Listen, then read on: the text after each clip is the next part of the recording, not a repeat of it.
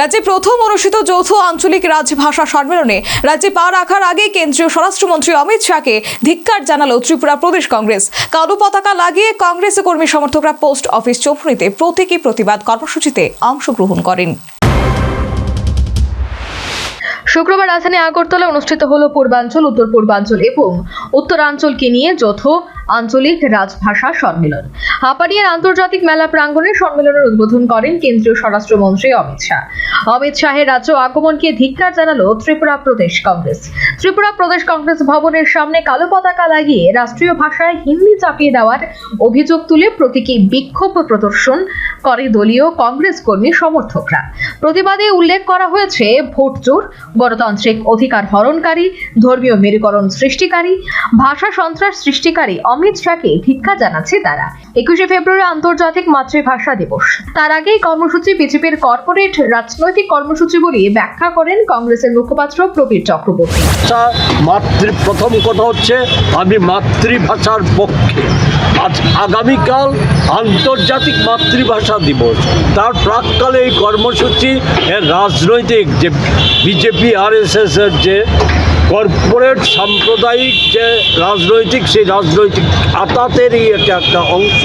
ভারতবর্ষে সাংবিধানিকভাবে স্বীকৃত 22টি ভাষার মধ্যে হিন্দি একটা ভাষা।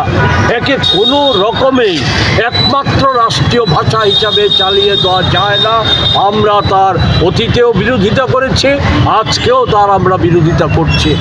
মাতৃভাষা যেমন প্রাসঙ্গিক, মাতৃভাষায় যেমন সর্বত্র সুযোগ সুবিধা দিতে হবে। আমাদের রাজ্যের ক্ষেত্রে আমাদের যেমন দাবি হচ্ছে, আমাদের মাতৃভাষা বাংলা, একে খাটো করার চেষ্টা, একে আক্রমণ করার চেষ্টা দেশের বিভিন্ন প্রান্তে হচ্ছে। সেই জায়গায় বাংলা ভাষায় কথা বলার জন্য পিটিয়ে খুন করে ফেলার মতো ঘটনা সংঘটিত হচ্ছে। সেই সময় আমাদের ককবরক ভাষাকে অমর্যাদা করার নানা প্রক্রিয়া শুরু হচ্ছে। ককবরক ভাষাও আমাদের একটা বিরাট অংশের মানুষ, 31-32% মানুষের মাতৃভাষা। একে অষ্টম তফসিলে তাকে অন্তর্ভুক্ত করার আমাদের দাবি আছে। ফলে এই বিষয়গুলি নিয়ে আজকে প্রতীকী প্রতিবাদ জানাতে আমাদের দেশের এই যে স্বৈরাচারী ব্যবস্থা কায়েম, ভোট চুরি, এই সমস্ত যে অন্যতম নায়ক অমিত শাহজির এই রাজ্যে পদার্পণ, এটা আমরা কোনো মতেই ভালো চোখে দেখছি না। একে আমাদের তো স্বাগত জানানোর প্রশ্নই। ত্রিপুরা প্রদেশ কংগ্রেসের উদ্যোগে পোস্ট অফিস চৌমুহনীতে এই প্রতীকী প্রতিবাদ কর্মসূচি সংগঠিত হলেও উত্তর পূর্ব এবং উত্তরাঞ্চলের উদ্যোগে আয়োজিত প্রথম রাজভাষা সম্মেলনে অংশ নিলেন অষ্টলক্ষীর প্রতিনিধি সহ অন্যান্যরা। Bureau report, news vanguard.